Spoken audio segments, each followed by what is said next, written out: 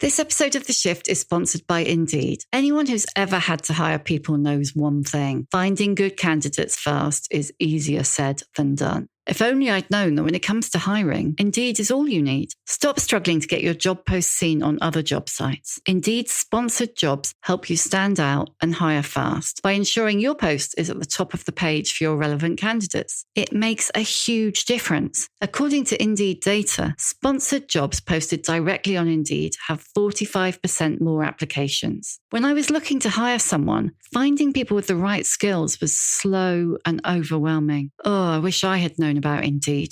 Plus, there are no monthly subscriptions, no long-term contracts, and you only pay for results. But how fast is Indeed really? Well, in the minute we've been talking, 23 hires were made on Indeed, according to Indeed data worldwide. So don't wait any longer. Speed up your hiring right now with Indeed. And listeners of The Shift will get £100 sponsored job credit to get your jobs more visibility at indeed.com/theshift. Just go to indeed.com/theshift right now and please support us by saying you heard about Indeed on this podcast. Indeed.com/theshift. Terms and conditions apply. Hiring? Indeed is all you need.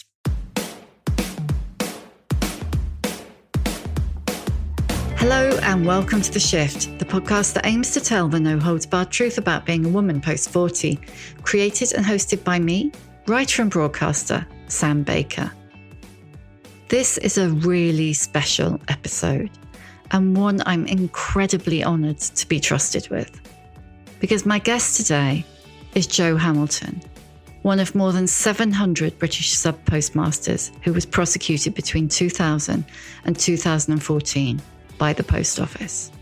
Falsely accused of stealing £36,000, Jo was ordered to put right a wrong she hadn't committed, forced to remortgage her house and borrow from anyone she could in order to repay money that she had never taken. But it wasn't just money. Jo lost so much more. Her confidence, her trust, her reputation, her joy even. And ultimately, she believes, her parents. Last year, Jo was immortalised by Monica Dolan, who played her in the groundbreaking TV drama Mr. Bates versus the Post Office.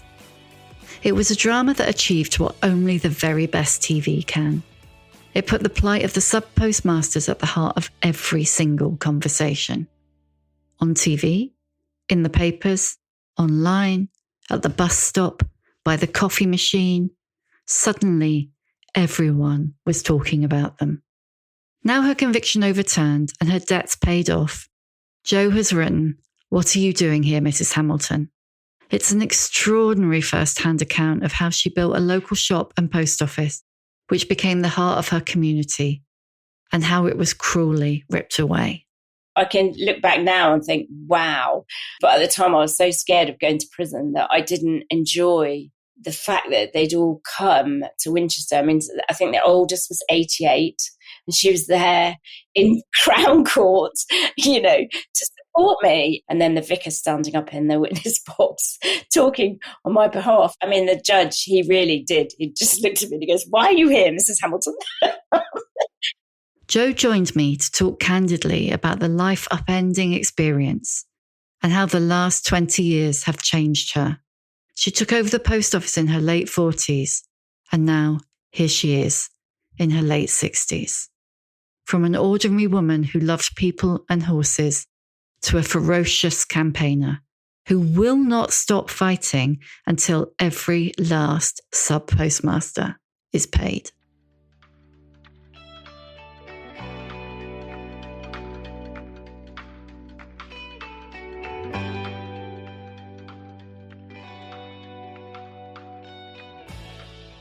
Your book. Bloody hell, Jo. I feel a bit teary, just like even thinking about it. It is a story. I'm a survivor, and there's so many people that haven't really survived. Well, they haven't survived as unscathed as I have. That's the awful thing. And they've still not been paid. And it's like, for God's sake, just end this misery, as if I've been through enough. It's not classy, is it? No.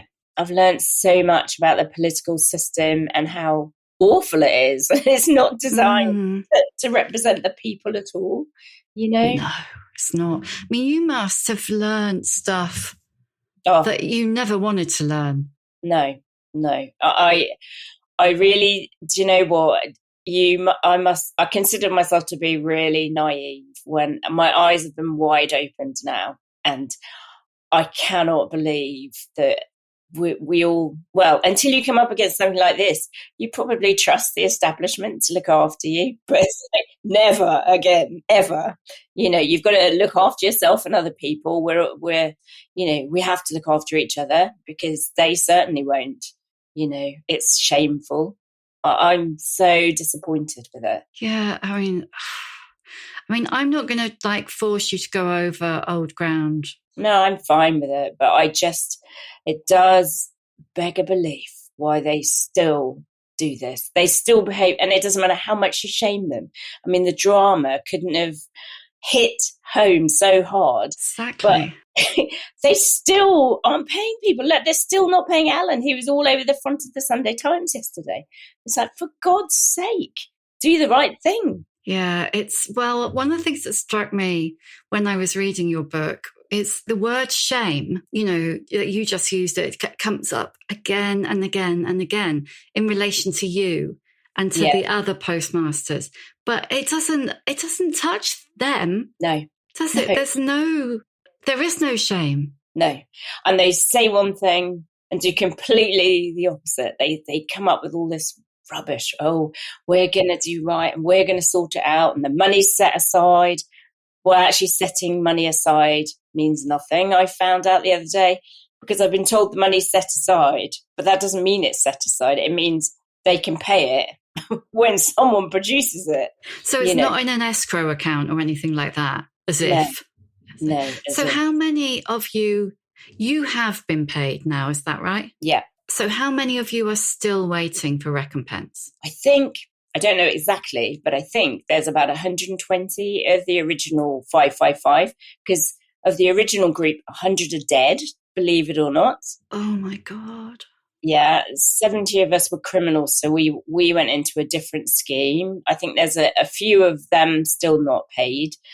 They did a fixed sum award, take it or leave it, £75,000. Well, if you put it, 75 grand is a lot of money, but I actually gave them 60 grand of my own money. That'll give you some kind of idea of what we're talking about. But they did a 75 grand, take it or leave it, and 120 out of the group took that, which because they're so desperate, old, ill, whatever. Desperate for something. Just want post office out of their lives. And so that's left about 120 odd people that are still trying to get paid. And then there's it's a very complicated thing, but part of the mediation settlement was that anyone who'd suffered at the hands of post office could come forward and say, well, actually, I wasn't ruined, but my post office lost. I put 10 grand of my own money in, say, so they could come forward into what they call the historical shortfall scheme, because they make all these schemes up. Because so and you could claim it back and the consequences of having to put 10 grand in, sort of thing, that kind of thing. So there's thousands of those. So there's still, I think there's about a couple of thousand of them still not paid, because they've just made it so difficult to get money. We all get there's no money, but why are they spending a small fortune on lawyers trying not to pay us? Yeah, I mean, that's the question. You know? When the case is proven. I mean, and it's the same with blood. It's the same with all of these scandals, isn't it? Do the right thing. Forget paying lawyers, just dish it out and we'll all go away. Nobody wants to still be yelling, but we have to. And it's like you say, there's so many will be dead by the time, you know. I mean, when I was on Chat magazine long time ago, my very first job, I interviewed a haemophiliac who had been made HIV positive through the blood scandal. And he was somebody who knew my mum and dad knew. And he died years and years and years ago. Yeah, what would that have been? I can't even do the maths. It was in the 70s and 80s. So yeah, so I probably interviewed him in the early 90s, and he died not that long after. And I don't know whether anybody was ever paid, but it does feel, I don't know whether I'm allowed to say this, but it does feel like they might be trying to wait it out. Yeah. Well, the thing is with the postmasters, it goes into their estate, so they don't technically get away with it. So why not make the end of their life more comfortable? Because that's the way I feel with us. The feeling I have now of being debt free, I can't tell you after 20 something years of having absolutely no money, to now have money in the bank, the feeling is so amazing. And I just want everyone to feel like I feel. How does it feel? Do you feel free of it or not yet? I feel free of my debt, and I feel free. I feel I have so much more in life now that I didn't have. I can pay bills. I don't have to hide from anything. And we changed the car. We've not bought a new car because the money isn't, it's not going out and buying Rolls Royce type money. No, of course not. And you think, so yeah, it's being able to fix the fact that you've got a 12-year-old car and you can now buy a 5-year-old car. It's that kind of thing. Mentally, it's freedom, but I'll never be free of the post office. Well, the post office, it's the government now. I'll never be free of them until they pay everybody, because I'm on a mission and I can't let it go because it's not right. Without the group, I wouldn't be where I am now. So it's only right that everybody gets paid. Were you always this person? Were you always no, I was going to say, because you're a real fighter and fixer, but this is 20 years of your life, isn't it? So what was Jo like, 20 plus years ago, as you put it in your book, in your life before the post office?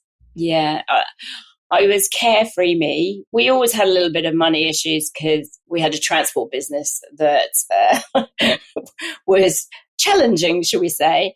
But life tripped along, and you kind of noticed things on the news, but you never really took life that seriously. But then when something like this happens and you realise what can happen and that you're completely powerless to do anything about it unless you've got to me, I just had to man up and step up, and it's like, well, I've got to sort this out.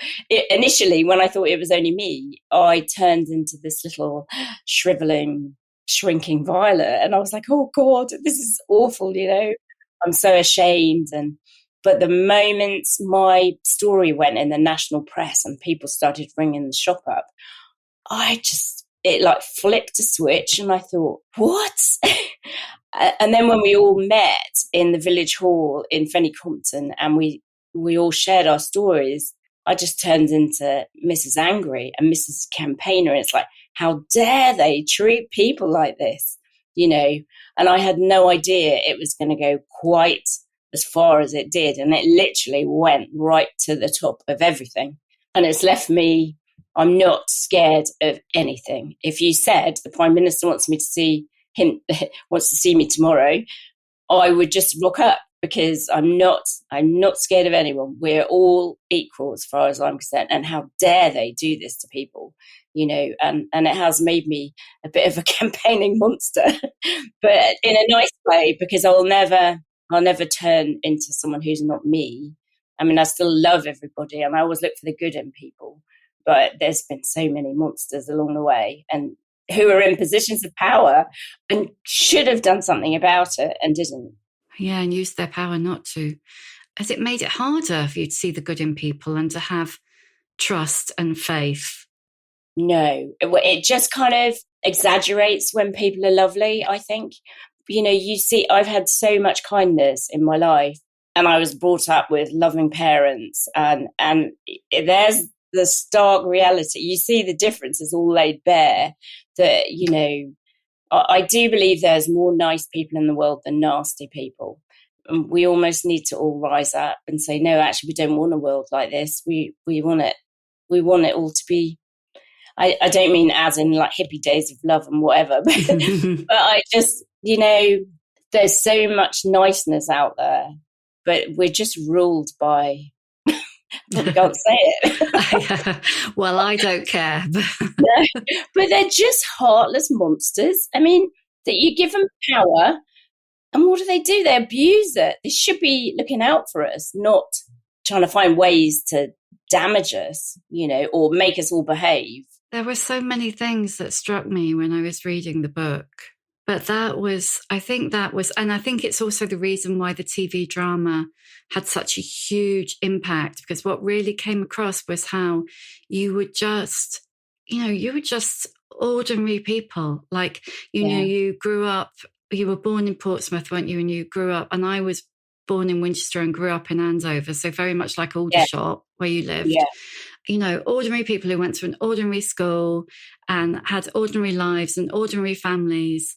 And it felt to me, and I think I can say this because it's pretty obvious, that they thought, even when they knew that they had done something wrong, that they would get away with it because you were all just, and I don't mean this in any way denigrating. Little people. Yes, yeah, ordinary little people who wouldn't say boo to a goose. Yeah, exactly that. And it's like, well, I found something deep inside that changed me, and it has changed me, but I'll always be me deep down, and I'll always care about people and animals, and I would never not care about people. But it's changed me in the fact that I won't take stuff lying down now. If something's wrong, it's wrong, and I'll challenge it. I hate power being abused. Yeah. Has it changed because it seemed like you were really glass half full, optimistic person. Do you approach things still from that positive viewpoint, or are you less likely to start from a position of benefit of the doubt? I still think I'm glass half full. I try and see the good in things, and I try and turn a bad thing into a good thing. So I am glass half full, but I'm very wary. I check things out now before. I don't just accept things at face value, and I do. I mean, honestly, 2003 was like a lifetime ago, computer-wise, and I completely and utterly trusted them when they said I was the only one, and when they said, like, you've done something wrong. It's like, oh my God, what have I done? And I can't believe how they gaslit me for all that time. and that just makes me really angry. It's like, you told me I was the only one, and then the area manager came out and said, oh, it will come out in the wash, don't worry, you'll get an error notice. And then when you don't, they say, well, you've got to give us 4,000 quid. It's like, no. Well, it's like, even now, I mean, like you say, technology has changed so much. Yeah. But if you call a helpline or get a chatbot or whatever, and they say, I know, don't even get me started on that. I mean, can you imagine what that would have been like? But they tell you to do something, you do it, don't you? Because you've called the helpline. Yeah. And why wouldn't it work? Because they know. But it turns out they knew nothing. They didn't know as much as we did. In fact, they didn't even have a screen in front of them. They were just reading it from a book, because I thought, in my naivety, I thought they were attached to me. And when I did things, they could see what I was doing. But no. Yeah, I mean, one of the things that I didn't understand when I watched the drama, but I do understand now, I've read the book, but the people listening won't know, is I never understood. Well, I did, because we all sign things without reading them, like every day of the week on the computer stuff. But I wondered how all of you had signed the contract that basically said you had to pay up for every single discrepancy. But can you tell us why? Because it's so shocking. Yeah, well, we didn't actually get the contract. We just got a little bit of paper. We signed it at the interview, and then they stuck that. They sent the rest of it through the post. And I mean, you would have needed to take it to a lawyer because it was thick. It was pages thick, and obviously that was buried in it. But the fact is, when I actually was given the contract, or given the bit of paper even to sign, I was already entrenched in the shop. My money had been put into the business. So by the time anybody saw a contract, it was too late. You were financially committed and you'd usually begun working in the post office. So you were done for. A load of us committed false accounting. A load of us who actually believed what we were being told and thought it was all our fault committed false accounting. I mean, I always knew I was signing stuff that wasn't accurate, but I didn't know how to get out of it because I tried so many times to get help.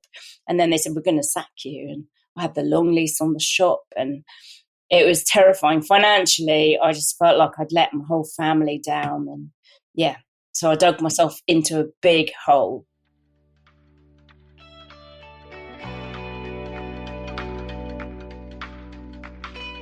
This episode of The Shift is sponsored by Shopify.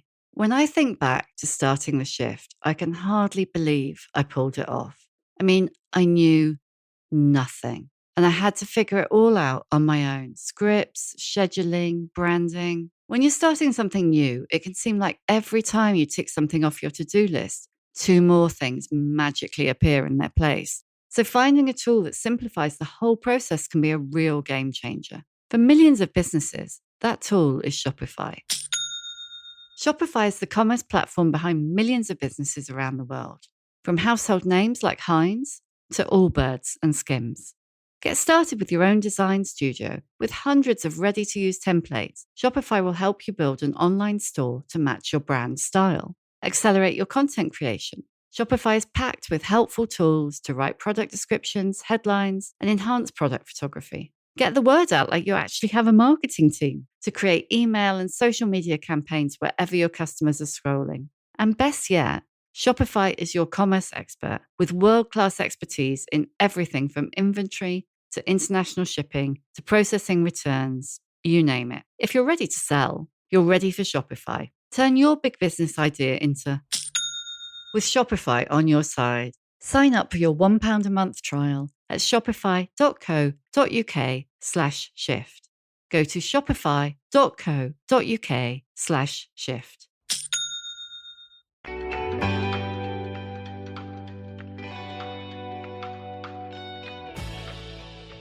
For a long time, you didn't tell your husband, did you? You didn't tell your mum and dad.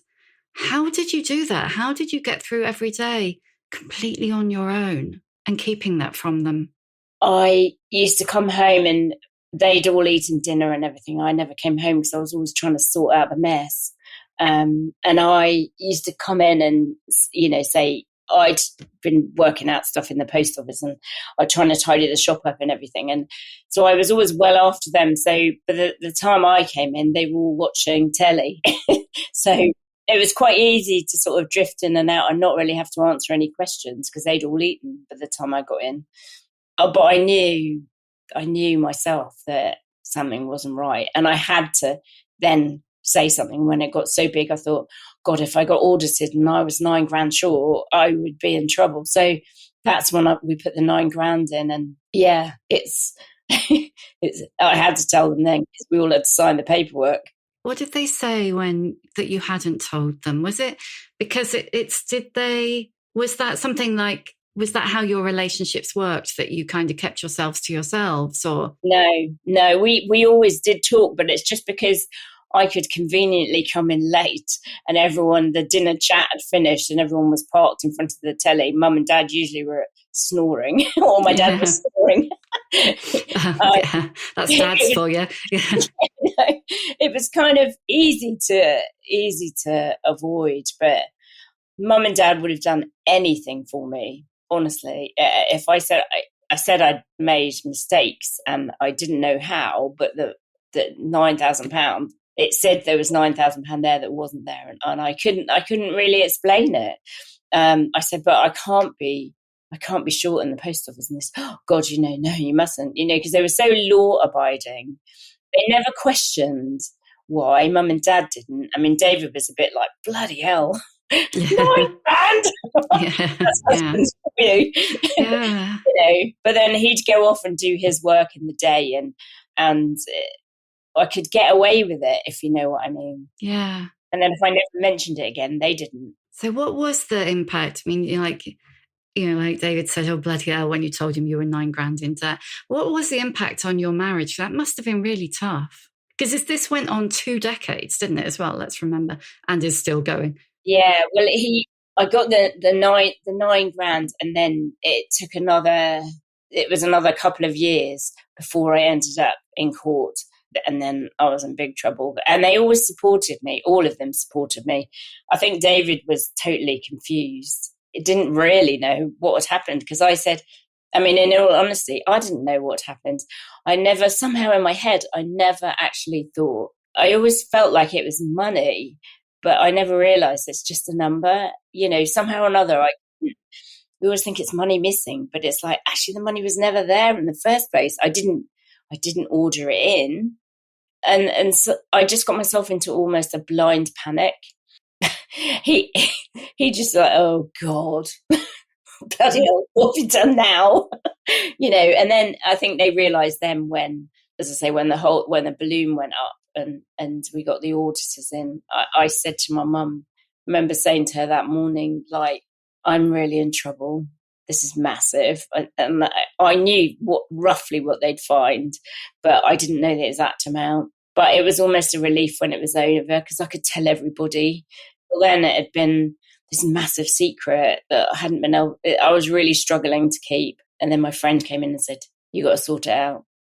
Otherwise, you're going to be really ill, whatever happens.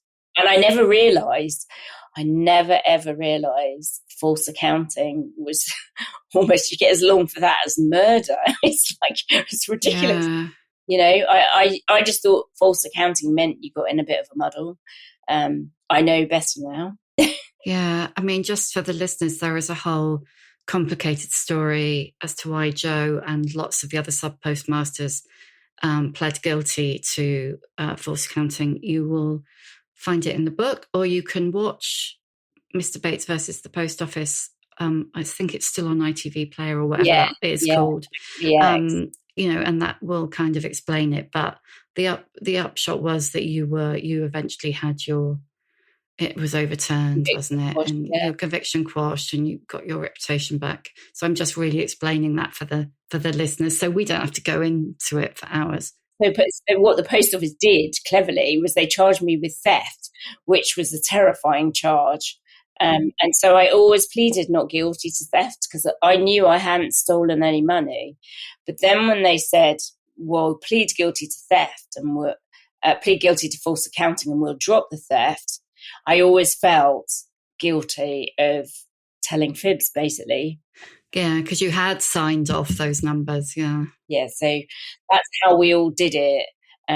For people that might think, well, what the hell do you plead guilty for? When it's like, I always pleaded not guilty to theft, but then they dropped the theft if I pleaded guilty to false accounting. Yeah, and what you found out eventually was that they didn't have a case against you for theft. So they were just trying lying. It on. Yeah, lying to my lawyers. And they wouldn't give, they said there's no, I've got the letter there that says there's no information that would undermine our case against her. And it's like, but there was. But that doesn't come out till I get to the Court of Appeal, which is disgusting. The scale of it, it's boggling, isn't it? It's just mind-boggling. How did they get away with it? 900 people, I know. It's not like you all thought to begin with just one or two of you, and you were just little minnows that, it's so many of you. What was the impact on your physical and mental health? Well, I just had to work so hard. We had to reinvent the shop. We did fish and chips on a Friday night. We did a bistro night. And it just meant I literally worked 24/7 to try and keep all the balls in the air. But I was in so much debt. And, for those of us that have been there, they'll understand where I was. Like, credit cards are fine when you're on 0%, and then all of a sudden it's judgment day. So then you get another one to try and shift the debt, but eventually you run out of shifters and you're on ridiculous payments. And my debt and my mortgage was so much bigger, and interest rates were so much higher than they are now. And it just didn't add up. I couldn't stay there. So I had to sell the shop eventually, which was such a shame because I'd fought so hard to save it and my customers still supported me, but I just couldn't cope with the debt. And you'd built it up, hadn't you, from a tiny little village store with a post office to, a proper cafe, and then, like you say, a bistro and a bar and a deli. And yeah, and it was honestly the hub of the village. The kids used to get off the bus, and if mum was delayed, she'd ring and say, is it okay if they just crash in? But, as though we looked after the kids. It was like it was a proper drop-in centre. It really was the heart of the village.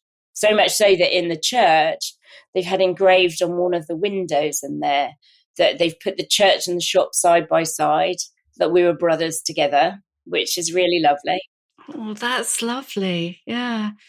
The way that you built that shop up to be the hub of the community really, it did save you ultimately, though, didn't it? Because the community were incredibly supportive to you through the whole thing. Yeah. Oh, when I hear the stories of what's happened to other people, I have to be the luckiest person that they all turned up in court, because it was heartwarming. There was, if I can look back now and think, wow.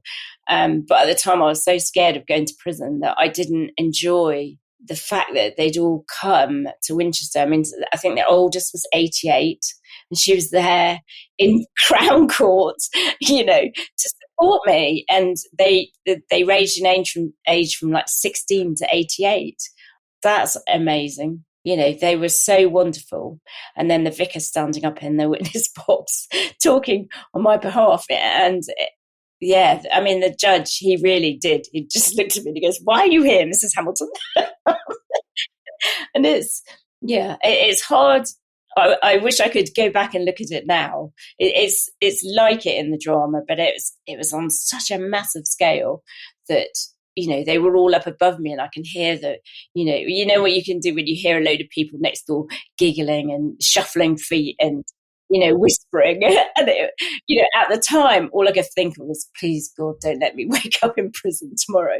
And if I could look at it now, it's so heartwarming what they did for me that day. And it was them turning up. Yeah. Could well have made the difference, couldn't it? It did make the difference, because you look at Noel, he did exactly the same amount, pretty much the same amount of money. He pleaded guilty to false accounting because they dropped the theft, and yet he went to prison. I'm pretty sure it saved me from prison. Because you'd had to take your little overnight bag, hadn't you? Yeah. My bag full of pants. It broke my heart. Packing 14 days worth of knickers. I thought, I don't care if I wear anything of anyone else's, but I'm not wearing pants. Fair. I know. And my mum, they said, she won't know where you're going for like 14 days. And then they'll have to apply for a visiting order and all this kind of thing. And I'm like, oh my God, what are we going to do if I run out of underwear? So that's why I did it. And that actually, the night before I went, I'd have almost preferred not to have known and to have gone into it in all innocence thinking I was coming home, because it was very scary. But yeah, the village saved me without a doubt. Community, they're just amazing. So you were, what were you, late 40s when it started, when you opened the shop? I thought I was going to be in prison for my 50th, because it was that was the year I was 50. And I was late 40s. And it was because I'd been on the road and I'd done all sorts of, as you see by the book, I'd done all sorts of jobs just following David around when he was in the army and whatever. And then we settled on the truck business, and I honestly had the time of my life doing it. And then I thought the village shop was kind of, they were looking for someone to take it over. The lorry business was kind of ailing. Someone had gone bust on us, and we thought, oh yeah, why not? Let's stay home instead of being up the road, because it's tough on the road for drivers. There's no facilities, and there's certainly not for ladies anyway. So Yeah, I was driving. Yeah, I used to do nights out, but it's not a very nice place for ladies. I know women do it, but it's all right if you're home every night, but doing nights out's not nice if you're a girl on your own. Even now, in today's world, it's still not. The facilities are dire, and I used to feel I didn't feel safe. But so yeah, I thought, well, yeah, here's a perfect opportunity to actually meet some of the villagers that I've been 20 years, well, I'd been 15 years in the village and never met. Well, apart from it's all the mums and dads around the kids, because hubby was in the PTA. So we knew the school mums and dads, but, not the wider village. Although we lived in it, we were always at work. So it was, it really was. It was lovely getting to know everybody.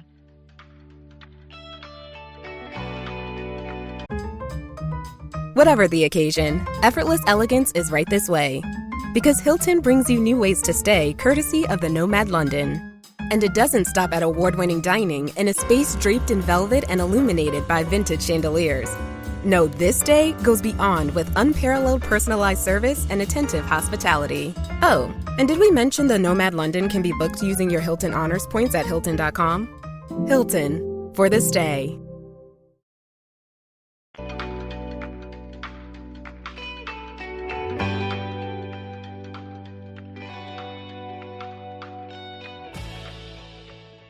You've got two sons, haven't you? So how old were they when all this started? Late teens-ish? Yeah, they were early 20s. One, I think, what was Joff? He was, 18. One was 18 and one was 20. Right. So when you went into it, you had sons who were just almost on the cusp of growing up, just about cooked. And now they're married, you've got grandchildren, haven't you?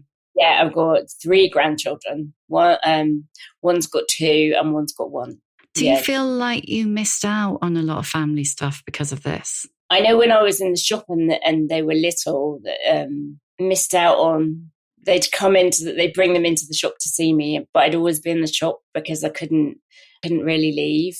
But then when I left they were very small when I had the shop, the grandchildren, because they're now 14, 11 and 13. So they were quite small at the time, but I did feel like I could never just walk out and go home with them, And there's a terrible story in the book, one of many millions of terrible stories in the book, about the school. Would you mind telling that? Yeah, well, if you've got a criminal record, you're not allowed to be alone with children. Well, not with a fraud conviction anyway, which to me is a bit mad. But I know more about the law now than I did then. But because I knew the deputy, I'd gone into the school to help make Easter bonnets. The support assistant had to leave, which left only me in the classroom. And I wasn't allowed to be left alone with the children because of my criminal conviction. But because because the headmistress knew me, she had to say, I don't know who's more embarrassed about this. And I said, look, don't worry about it. I understand. So, I couldn't be left alone with the children, which was just mad. Of all of the many losses that the post office inflicted on you, which was the worst, do you think? I do kind of hold them responsible for my parents getting ill. They both had strokes within 3 months of each other. And I think the stress of seeing me go through it all, and that's always being broke, panicking about paying the mortgage and everything else, I think the stress of everything didn't help. And I think they both had strokes because of the post office, and they went on, but they both went on to get cancer, sadly, and died. But so that may or may not have happened. They may or may not have had strokes, but they went from being 2 fit 80-year-olds who walked the dogs every morning and everything. And then they both had strokes within 3 months of each other. And I think the pressure of always never knowing whether we were going to lose the house or not. And because we were financially on Skid Row it left us thinking we need to sell up. We had equity in the house, but we still had a huge mortgage. And it was like, what are we going to do? Are we going to move? So we managed to cling on by our fingernails. And I think that just the stress of everything, I used to run upstairs to my dad and say, Dad, can you transfer 50 quid into my bank account? And he'd do the phone banking at like 2:00 in the morning, just to help me out. Because you shared a house with them, didn't you? Yeah. I used to run upstairs and say, I'd stay up till midnight and check the banking overnight. We were so poor. And although the house is lovely, we didn't have any money. We were asset rich, cash poor. But I didn't want to be forced out of my house or forced out of their house. I think if I'd lived with it was just the two of us, I could have thought, well, sod it, we'll just go. But it was Mum and Dad's house, and I felt I couldn't let them down. I go dashing upstairs. I wait till midnight, check the bank, and it's like, I'd be £50 overdrawn. I wasn't allowed an overdraft because of all the shenanigans. And I run upstairs to Dad and say, quick, £50. And he'd sort of wake up, like doing the phone banking and transferring £50 to my account so I didn't bounce a check and get charged £30 for bouncing a check. Oh, man. And it's just endless, isn't it? It was just like that. We were so poor. So, yeah. And I think all of it, me having the criminal record and being so poor and seeing me work so hard to try and keep all the balls in the air. And then they both had strokes, which, and your mum's stroke was really bad, wasn't it? So you ended up having to care for her as well. Yeah, I did. It was horrible. She went from being... she was a real glamour puss, and she loved her nails and she dressed immaculately. And she was just devastated. The fact that she was slightly incontinent, 90% of the time she was okay. She always had to wear tenor pants. and she hated it because every now and again she'd have a whoopsie and it would happen and she'd just be so embarrassed. And she couldn't wear trousers that she couldn't pull up herself. She couldn't do a zip up because she didn't have a left hand. It was a right stroke and she didn't have a left hand. So she had to have elasticated waist trousers. Well, my mum used to wear trousers and a gilet and everything matched, and she did look lovely, but she hated the fact that she was disabled. So she couldn't wear what she wanted to wear because everything had to be do-uppable by herself, because she liked to have a little bit of independence. Even though she didn't have any independence, she couldn't have existed by herself. And yeah, that's my biggest sadness, is that they didn't live to see it happen and that they got sick, which, everyone could say, well, they're in their 80s, so they'd probably get sick anyway. But I personally don't think, neither of them were overweight. They didn't smoke. So why would they have strokes? That stress must have had an impact on them, mustn't it? Yeah, so neither of them, they walked the dogs, they were fit as fiddles, honestly. They never had health issues. Neither of them were on any medication whatsoever for anything.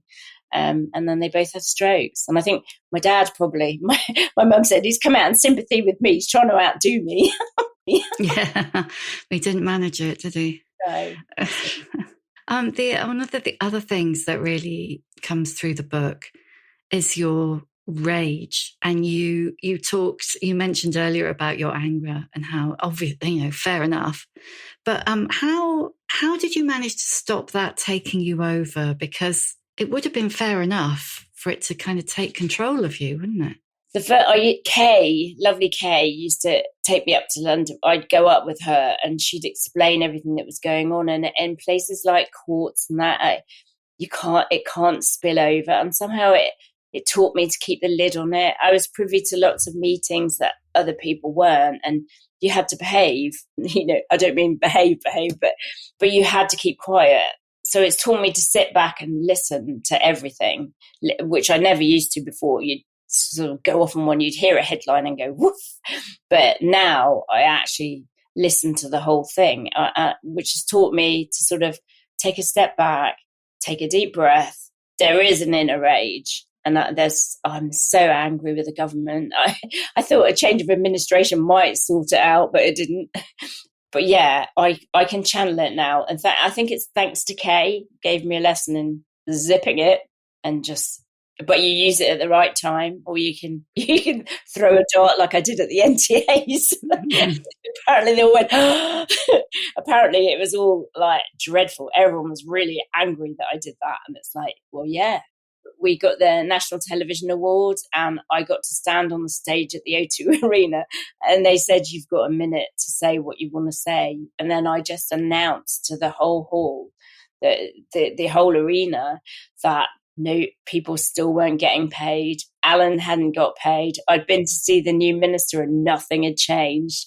And there was gasps. And apparently... good for you. Yeah, and apparently it was the same in Westminster. They went, what? Yeah. No, good for you, because that's what the TV drama shows, isn't it? Because it wasn't the first time it had been on TV. It had been on Panorama, but the TV drama showed if you told people the human stories behind what was happening, it would make a difference. And so you had to do that, because you had to say this is still happening. Yeah, and I managed to get it, and we had it was obviously a full house, and then the audience of the National Television Awards, and literally I had been to see the new minister, and I just said, I just want to tell you that I went to see the new minister, and nothing has changed. And there were just gasps from the audience. I said, in fact, all of these people behind me haven't been paid. I said, including Sir Alan Bates. And then there was just like gasps. Yeah, it's shocking, but that's been your life for 20 years, 20 plus. Yeah. Alan is brilliant at staying out of the limelight. He kind of always poked me up to do the PR stuff. But when he does speak, it's so powerful because he doesn't speak very much. Everyone listens when he does. If you'd have said to me 10 years ago I'd do that, I would never have believed it. But it told everybody that was listening, and there was a lot of people, that the government was still up to their tricks. You shouldn't have to keep doing it, should you? No, not at this point. And I mean, it's changed you beyond all recognition, hasn't it?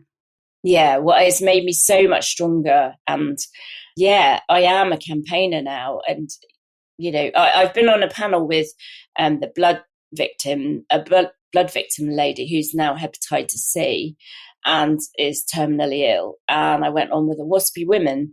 I actually do think there'd be power if we all joined together, all the scandals, and just tried to force the government to stop paying lawyers and just pay us all out.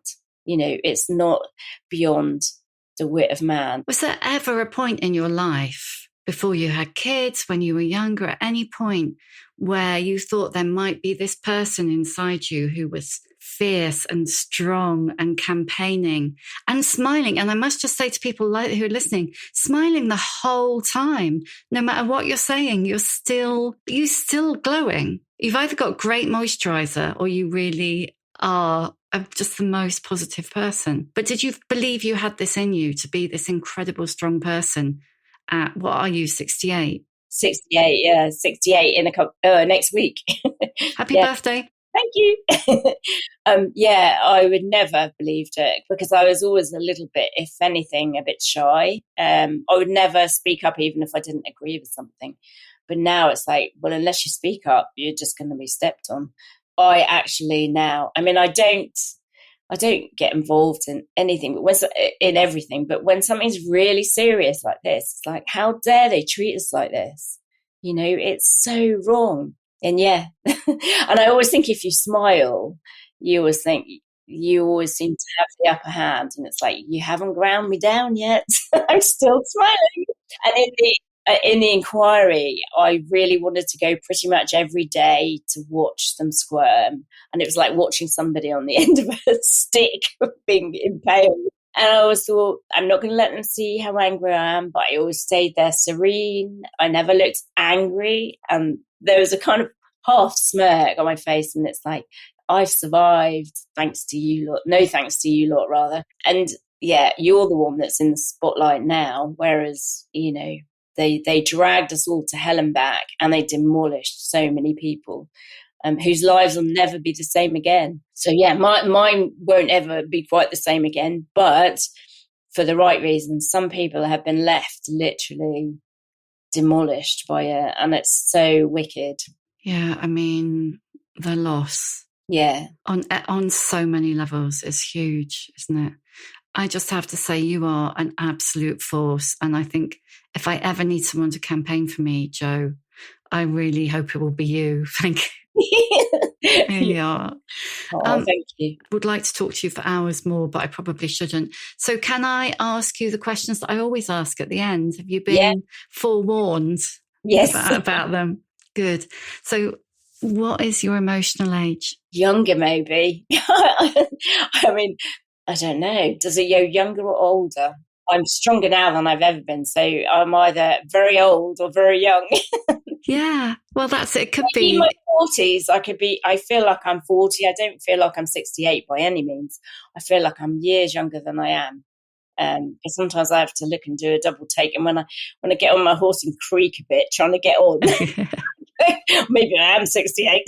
You can get on. That's impressive. Yeah, I can get on. Yeah, and I'm still jumping. I'm still doing a bit of show jumping. So, my God, you're superhuman. But I do, I'm probably years younger. I feel like I'm 40 and I'm ready to take it on. I wish I felt like this, you know, that long ago. I wish I wasn't 68, if you know what I mean. But I don't feel 68, so that's a good thing. They've kind of took the 20 years from you. Yeah. But kind of didn't in a weird way. I've claimed it back. Yeah. Go you. I can't imagine when you would ever have had time to read a book, but can you give us a book recommendation? Well, I have actually. I do Audible when I'm cleaning. I stick my buds in my ears and off I go. But I really enjoyed The Salt Path, because I think that's a similar kind of thing. They obviously ended up with no money and had to make do, and it's determination. And I loved it. Really loved it. I'm going to see the film. I want to see the film. Yeah, me too. She's been on the podcast. Has she? Yeah. No, she's lovely. They're both lovely. Yeah. Well, I really, really enjoyed it. It was one of those where you had to keep. It's like I'd walk down the road from the house with my buds still in my ears, because it's like, I can't stop now. Yeah. There's no bigger compliment to a book than that, I don't think. She was amazing.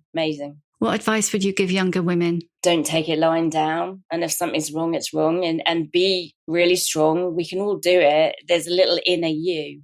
And reach out and share. I wish I'd shared more at the time. Probably that was my biggest fault, was to keep it within me. To share. If you've got a problem, find someone to talk to. Yeah, I don't know how you kept it to yourself that time when you did, before you told everyone. That must have. Yeah. Who is an older woman who's inspired you? The person that I'm a generation, and I always admired the Queen, because I just thought, you know, she's had some things in her life which she's had to put her makeup on and stand up and keep going and keep smiling and, you know, keep meeting and greeting people, whatever's happened in her life. And I know she obviously was a wealthy lady, so money was never an issue, but she had some personal stuff to deal with, and she dealt with it with such grace. I look up to the Queen. What's your superpower? Oh, I don't know. Oh my God, you've got loads. Determination. Amongst many. Yeah. Resilience. Yeah, my superpower is resilience, and smile at all times. Yeah. Do you know what? You're making me really think, because I've got one of those faces that is the opposite of that. And it's really making me think I need to get better at that. Somehow or another, smiling makes me feel like, well, it's not so bad, is it? Because I'm smiling. It makes you kind of, I don't know, when you smile, something happens. And last one, how many fucks do you give? To anything? None. Yeah. I don't give up about anything. I think you've earned that, frankly. Yeah. No stopping me now. Thank you for listening. If you enjoy The Shift and would like to show your appreciation, why not buy me a coffee? Go to www.buymeacoffee.com/The Shift with Sam Baker. You can hear a new episode of The Shift every Tuesday, wherever you get your podcasts. And if you like what you hear, please do rate, review, follow, tell your friends, because it really does help other people find us. And if you'd like to know more about my own experience of shifting, my book, The Shift, How I Lost and Found Myself After 40, and you can too, is out now in paperback.